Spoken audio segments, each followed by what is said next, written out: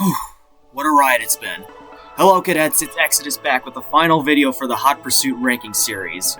In this video, I'll be ranking every exotic car from Hot Pursuit from worst to best.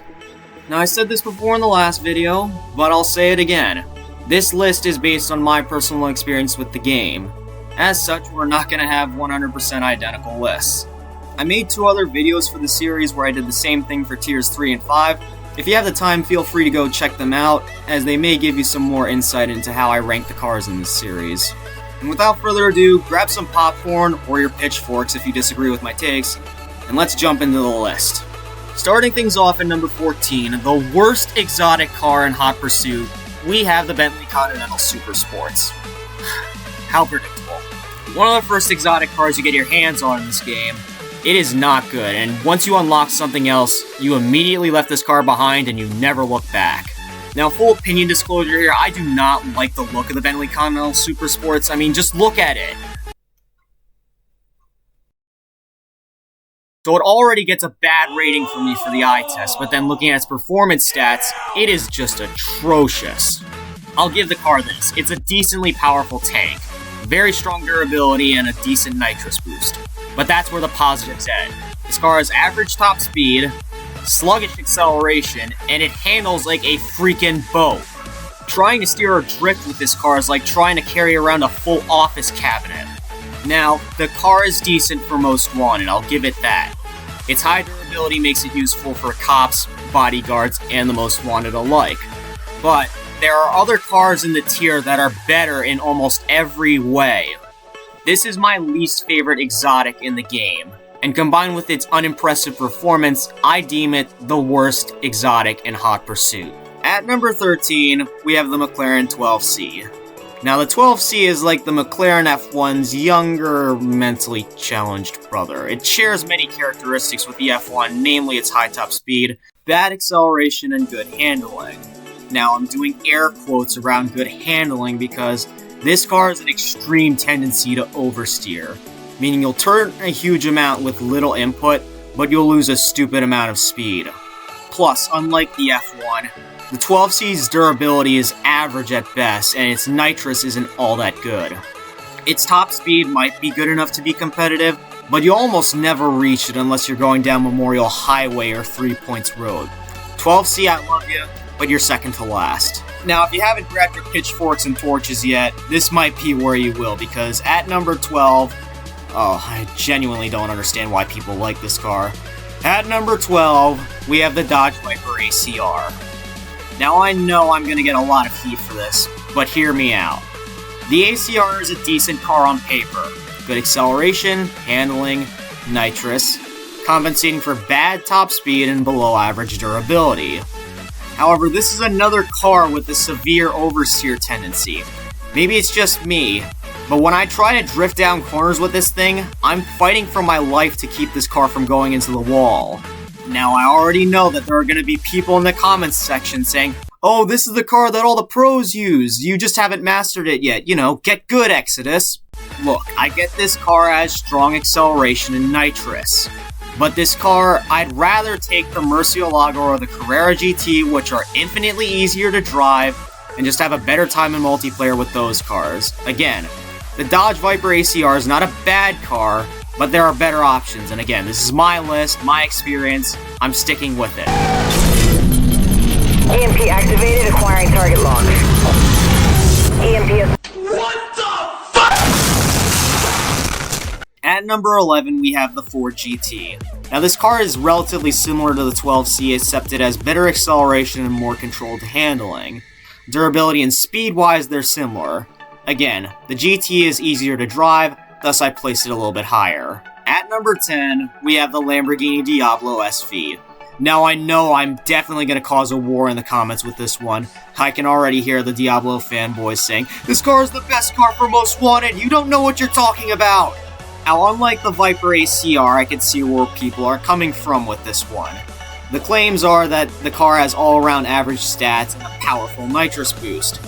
But I just don't think that the boost is as powerful as people give it credit for. Now, I will acknowledge that the car has a pretty wild top speed, comparable to the Aston Martin 177. but the nitrous and durability aren't as good as every player claims. The handling and acceleration are average, definitely not bad, but not the best. And at least the car sounds good when you hit the accelerator.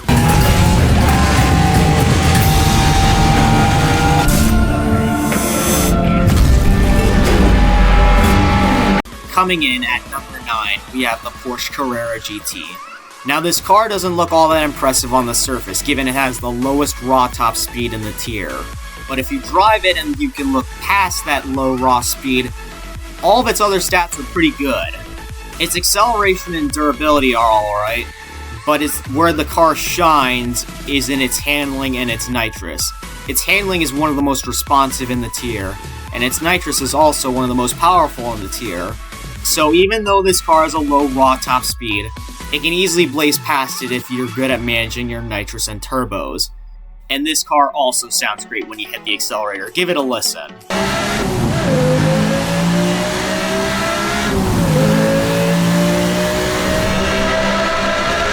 At number 8, we have the Lamborghini Murcielago.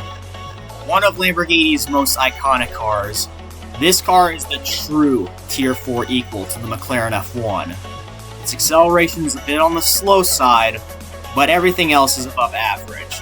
Its speed is on the higher end of the exotics, its handling is manageable, and its nitrous boost is extremely powerful, one of the best in the tier. And its durability is also very good. This car is kind of slept on, honestly. Players do not give this car the recognition it deserves. But drive it and you'll definitely see why it is in the upper half of Tier 4. At number 7, we're keeping this up with the Lamborghini theme here, we have the Sesto Elemento. A fragile, but agile speed demon. First thing, absolutely atrocious durability, the worst in the tier. But that's it. Everything else about this car is great. Stupid fast acceleration, responsive handling, very easy to drift. Its nitrous is pretty good, and its top speed is not bad for the tier. I've been seeing a lot of skilled players in Most Wanted use this car in particular, so if you're skilled enough to stay ahead, this car is definitely one worth using.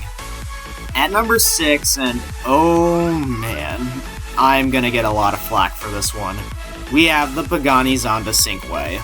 Now you may be shocked that this car is just outside the top 5, but there are 2 major problems with this car. Let's start off with the positives.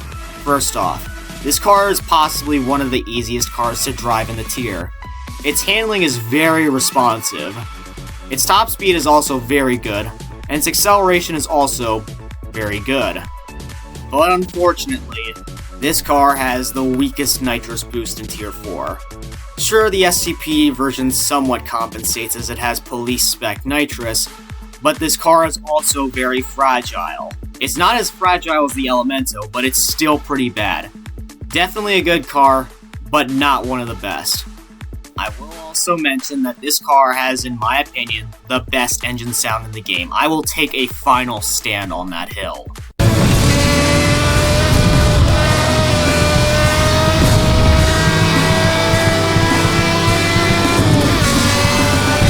Cracking into the top 5 now, at number 5, we have the Chevrolet Corvette ZR1. Now this pick may surprise you, but I believe that this car is a slept-on vehicle. It is extremely durable, one of the best cars for pursuit modes. Very strong durability tagged along with above average acceleration and top speed, not to mention a very powerful nitrous boost. I would argue that this car is very easy to handle. Sure, it has a bit of an oversteer tendency, but it is nowhere near as bad as the 12C or the ACR. I'm standing by this pick. I think the ZR1 is the most underrated car in the exotic tier.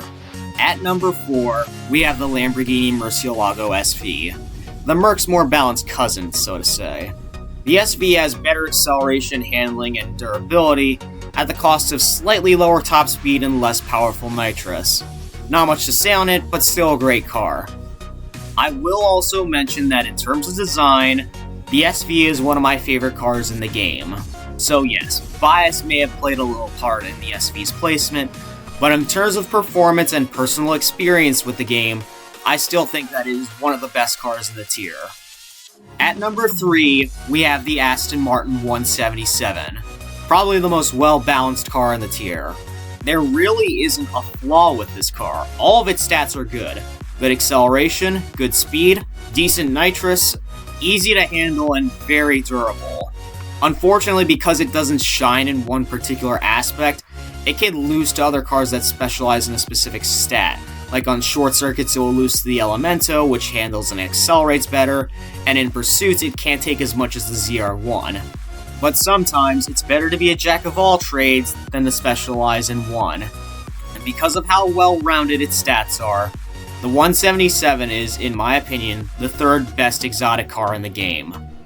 And now, at number 2, the second best exotic car in Hot Pursuit, we have the Porsche 911 GT2 RS. Now, before I go any further, let me just say that this car is a handful. Driving this car well and consistently is a challenge. But once you do, you'll very easily see why it is the second best car in Tier 4. First off, stupid fast acceleration, one of the best in the game. In fact, I'd argue and say it is on par with some of the hypercars. Unlike a car like, say, the Sesto Elemento, the GT2 RS is consistent with its acceleration from 0 to top speed. Its top speed and nitro are also some of the best in the tier, and its durability, while not the best, it's still very solid. But there is a catch. This car is extremely difficult to drive, and that is because of its extremely unpredictable handling. This car. It somehow manages to have a combination of both understeer and oversteer, and that makes it extremely difficult to drive, but once you master it, oh my goodness, you will wipe the floor in multiplayer. Once I drove it enough, this was the first car that I took into Most Wanted as the Most Wanted and won in. And that was when I was sold that this car was great. Not just great, but is the second best car in the tier. That leaves only one car left, and you probably already know what it is. The Reventa.